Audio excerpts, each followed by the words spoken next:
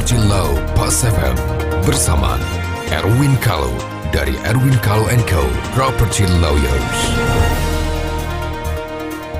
Mitra bisnis Pas FM dimanapun Anda berada, jumpa lagi dalam acara Property Law dengan saya Erwin Kalo dari Property Lawyer.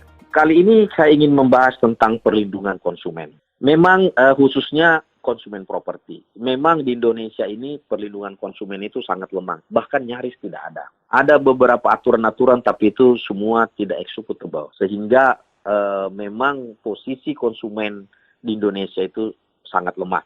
Terutama akhir-akhir ini dengan banyaknya para pengembang yang digugat pilot. Kenapa? Kalau terjadi gugatan pilot dan ternyata pilot, konsumenlah yang paling pertama dirugikan. Kenapa? Karena status dia adalah kreditur konkuren.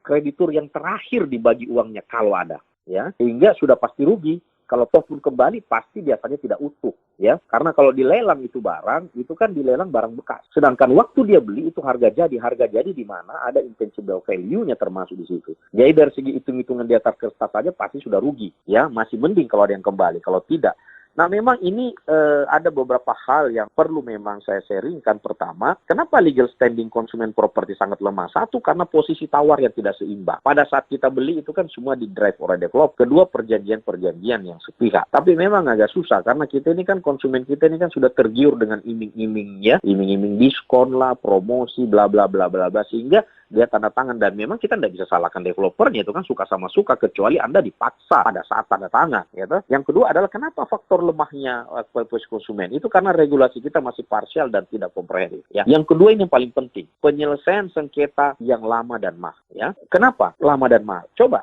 kalau properti itu harga RS yang 150 juta, ya, begitu ada masalah, dia mau kemana? Dia ke pengadilan, berapa lama dan berapa ongkos? Tidak worth it. Dia mau kemana? Lapor polisi.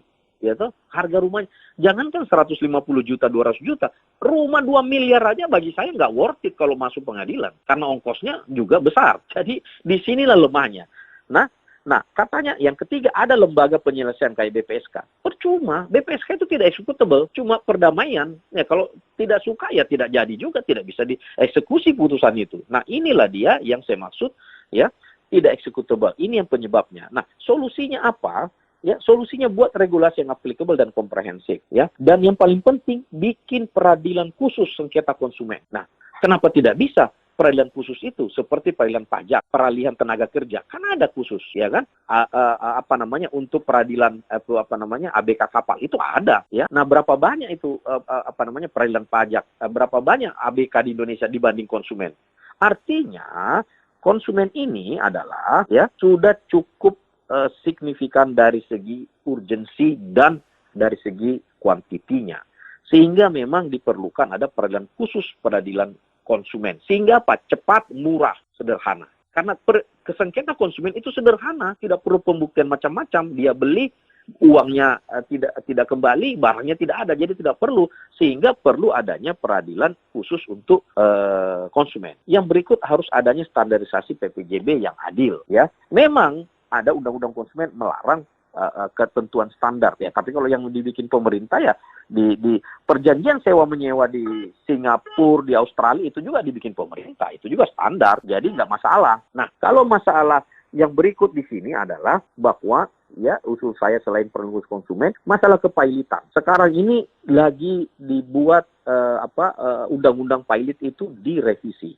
Yang usul saya adalah, ya, status daripada konsumen properti itu bukan lagi menjadi kreditur konkuren, tapi kreditur preferen yang didahulukan, ya. Yang selama ini kan dulu tenaga kerja tidak, sekarang menjadi preferen karena HAM. Oke, nah sekarang masih preferen kontraktor. Kontraktor dengan konsumen, saya lebih memilih konsumen. Kenapa? Karena yang membangun itu uang konsumen, bukan uang kontraktor. Kecuali dia memakai sistem turnkey project. Nah, itu uang dia, tapi kan jarak. Ya, kalau progress payment itu kan dia ada uang konsumen. Sehingga status konsumen ini harus ditingkatkan menjadi kreditur konkuren. Demikian, mitra bisnis, hanya sekedar sharing. Semoga dapat bermanfaat. Terima kasih.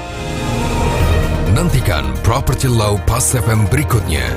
Bila Anda memiliki pertanyaan Property Law, email ke redaksi@pasfm.com. Redaksi@pasfm.com.